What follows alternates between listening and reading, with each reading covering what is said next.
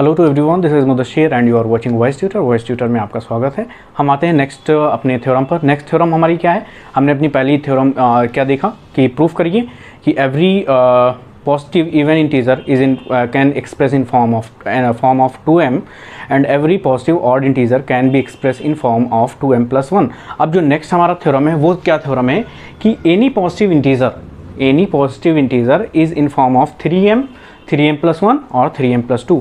यानी कोई भी अगर हम नंबर ले लें, सपोज 1 2 3 रैंडमली कोई भी नंबर ले लें, ऑड है या इवन है, उनको इन फॉर्म में रिप्रेजेंट किया जा सकता है 3m, 3m+1 एंड 3m+2। ये हमें थ्योरम प्रूफ करनी है। चलिए हम पहले प्रूफ करते हैं, फिर आपको एग्जांपल लेकर भी समझा देते हैं। तो देखिए सारी थ्योरम में ये स्टेटमेंट मैंने पहले वाली थ्योरम में लिखी थी। सारी थ्योरम में आपको ये 2-3 लाइनें सेम आपको लिखनी है, ठीक है। तो ये लाइन सेम है, क्या है? लेट, हम मान लेते हैं, लेट कर लेते हैं, कोई भी एक पॉजिटिव इंटीजर है which can be express in Euclid division lemma. Euclid division lemma हमारी क्या होती है? a=bm+r। यहाँ पर हम क्वोशिएंट लेते थे, लेकिन हमें m में प्रूफ करना है तो हम यहाँ पर क्वोशिएंट की जगह पे m ले लेते हैं, लेकिन m भी है क्या? क्वोशिएंट है ना। तो अब जैसे क्वोशिएंट आता था उसको कुछ भी नाम दे सकते हो। अब वहाँ पर हम क्यू लेटर ले लेते थे क्वोशिएंट वर्ड का। अब यहाँ पर m ले लिया है क्योंकि अकॉर्डिंग टू हमारे जो स्टेटमेंट प्रूफ करना है। अब यहाँ पर हमें ये समझना है कि ये m क्या है? क्वोशिएंट अभी भी है और कुछ नहीं है। समझ में आया? बस m इसलिए ले लिया है क्योंकि हमें क्वेश्चन में लाना है। अच्छा, अभी हम क्या आते हैं, जो हमारा r रिमाइंडर होगा वो हमेशा सेम चीज़ है, सारा स्टेटमेंट सेम है, ये होगा। अब हम प्रूफ करते हैं। अब केस क्या बन जाएगा? अगर हम यहाँ पर नेक्स्ट लाइन हम क्या लिखते थे, जो भी यहाँ होता था उसको हम डिवाइड करते थे। मैंने क्या बताया था, जो भी मल्टीपल में आपको दिया हो उससे हम डिवाइड करते हैं। तो 3 यहाँ पर मल्टीपल में दे रखा है तो हम 3 ले लेंगे। On dividing, on next line लिखेंगे डिवाइडिंग a बाई 3, a को 3 से डिवाइड करने पर, तो 3 हम क्या डिवाइज़र काम करेगा। तो अगर हम यूक्लिड डिवीज़न लेमा के फॉर्म में लिखेंगे इसको, तो हम क्या लिख सकते हैं?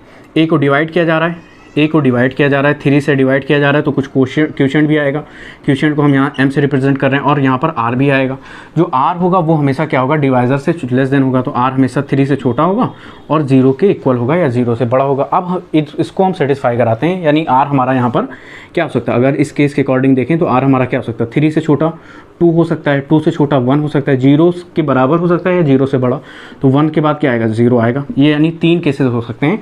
तो हम इन सारे केसेस को इसमें सेटिस्फाई कराते हैं। सपोज इक्वेशन हमारी फर्स्ट है तो हम क्या ले लेंगे? इफ़ r=0 है।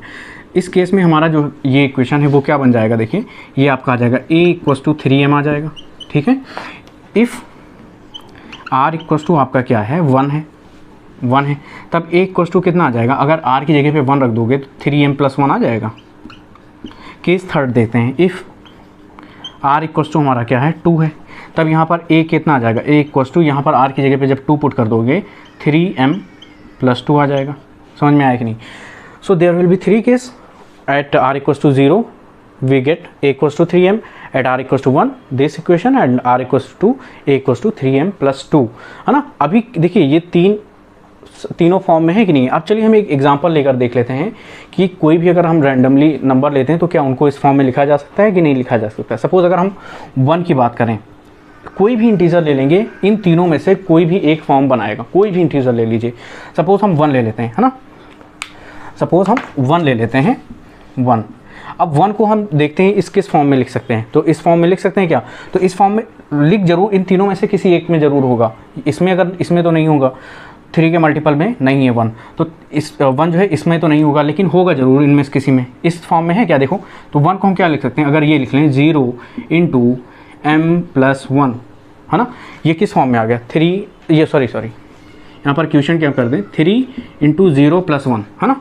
3 × 0+1, तो ये हमारा किस फॉर्म में आ जाएगा? इस फॉर्म में आ गया। 2 को अगर हम लिखें तो 2 को हम क्या लिख सकते हैं? 2 को अगर हम लिखें तो ये लिख सकते हैं, बताइए, 3 × 0+2, ये हमारा 0 आ जाएगा। देखो 0 + 1 = 1 ही रहेगा ना, और ये कितना आ जाएगा? 0 + 2 = 2 आ जाएगा। अगर हम 3 को ले लें, 3 की बात करें तो 3 किस में लिखा जा सकता है? 3 × m, है ना। अगर हम ये 3 को क्या लिख सकते हैं? 3 × 1 + 0, यानी क्वोशिएंट क्या है हमारा? 1 है, रिमाइंडर क्या है? 0 है, यानी इस फॉर्म में लिख सकते हैं। देखिए यहाँ पर ये लिखने की ज़रूरत ही नहीं एक्चुअली में। 3 क्या है? 3 खुद एक 3 के मल्टीपल में है, तो अगर 3 इंटू 1 लिख देंगे, m 1 क्या है हमारा, एक इंटीजर है, और m यहाँ पर भी हमारा इंटीजर है, यानी क्या आ जाएगा, ये 3m आ जाएगा, सॉरी m आ जाएगा 3, है ना। अगर हम कोई दूसरा इंटीजर ले लेते हैं, 4 ले लेते हैं सपोज, यहाँ पर ऑड भी ले रहे हैं, इवन भी ले रहे हैं, 1 3 ऑड है तब भी वो इन तीनों में से किसी एक में है, 2 4 ऑड इवन है, ये भी इसमें लाई करेगा। 4 की अगर हम बात करें तो 4 को क्या लिख सकते हैं, 3 इंटू 1 प्लस 1, तो यहाँ पर देखो ये कौन सा केस बन रहा है, कौन सी फॉर्म में बन रहा है, 3 into m plus 1, 3 into m plus 1 बन रहा है, यानी m हमारा क्या है, इंटीजर है, और ये भी 1 क्या है, 1 भी हमारा इंटीजर है, 0 0 1 2 3 4 ये सारे क्या होते हैं, इंटीजर कहलाते हैं, और यहाँ पर रिमाइंडर है, तो इनको जब मल्टीप्लाई करोगे कितना आएगा, 3 प्लस 1 4 आ जाएगा, 3 प्लस 1 इक्वल्स टू 4 आ जाएगा।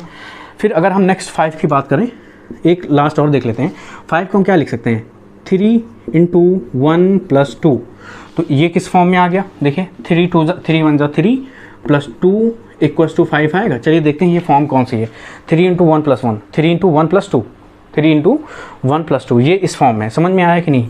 तो आप कोई सा भी इंटीजर ले लो, कितना भी बड़ा क्यों ना हो, कितना ही छोटा क्यों ना हो, इन ज़रूर वो इन तीनों में किसी एक को सेटिस्फाई करेगा। समझ में आया कि नहीं आया।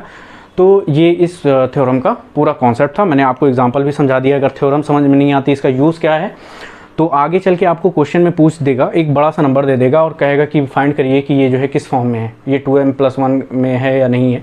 तो आपको इस फॉर्म में, अगर 2m प्लस 1 फॉर्म में है या 2m प्लस 2 फॉर्म में है, तो ये ऑड होगा या इवन होगा, ये आपको इस तरह क्वेश्चन आएगा। लेकिन अभी बहरहाल ये इसमें तो थ्योरम ही है, तो इनको आप देखिए और इसका स्क्रीनशॉट ले लीजिए। फिर हम आते हैं अपनी नेक्स्ट थ्योरम पर और देखते हैं नेक्स्ट थ्योरम क्या है। Thank you so much.